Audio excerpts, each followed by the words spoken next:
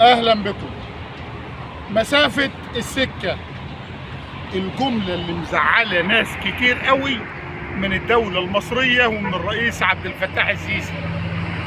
الجملة الشهيرة اللي قالها الرئيس عبد الفتاح السيسي للأشقاء في دول الخليج، قال لهم أمن الخليج من أمن مصر. والراجل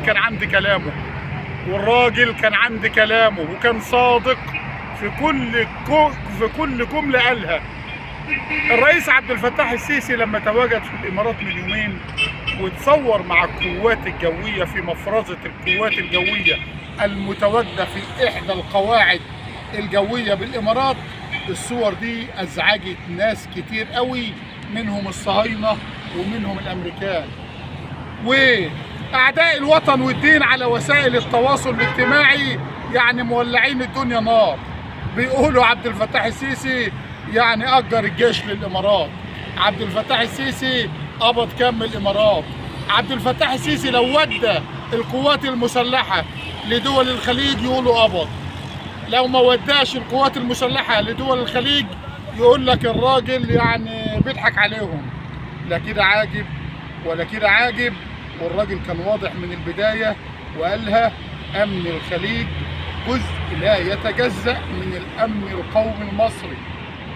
الراجل يا جماعة متواجد حاليا في أربع دول. القوات المسلحة المصرية متواجدة في 4 دول لحماية أمن الخليج. محدش يقدر يعمل الكلام ده غير عبد الفتاح السيسي، محدش يقدر يعمل الكلام ده غير الجيش المصري. الجيش المصري واقف على أرض ثابتة، مش معبر حد. ده حتى إيران اللي هي بتضرب في دول الخليج مرحبة بوجود القوات المصرية في دول الخليج، وده مش من فراغ، لأنهم يعلمون علم اليقين بأن الرئيس عبد الفتاح السيسي الجيش المصري، الرئيس عبد الفتاح السيسي رئيس شريف في زمن عز فيه الشرف. احنا يا جماعة الأشقاء القوات المسلحة متواجدة هناك من أجل العروبة، من أجل الدين، من أجل الأشقاء، مفيش مصالح أكتر من كده. احنا كلنا لما في عز الأزمات والمحن دول الخليج وقفت معانا، فاحنا لازم نرد الجميل لهم دي. واحنا ما بننكرش الجميل ان هم وقفوا مع الدولة المصرية في أزماتها من 2011، والوقت الرئيس عبد الفتاح السيسي بيرد الجميل لدول الخليج. وسائل التواصل الاجتماعي كلها مولعة نار بعد الصور اللي التقطتها وسائل التواصل للرئيس عبد الفتاح السيسي مع القوات الجوية في الإمارات بصحبة طائرات الرافال. الرئيس عبد الفتاح السيسي يا جماعة عند كلمته وعند مقولته وعند وعده: أمن الخليج جزء لا يتجزأ من الأمن القومي المصري. محدش يقدر ينكر الكلام ده، لكن أعداء الوطن على طول شغالين. لو الراجل راح يقولوا راح عشان يقبض، لو الراجل ما راحش يقول بيضحك عليهم وبيورطهم.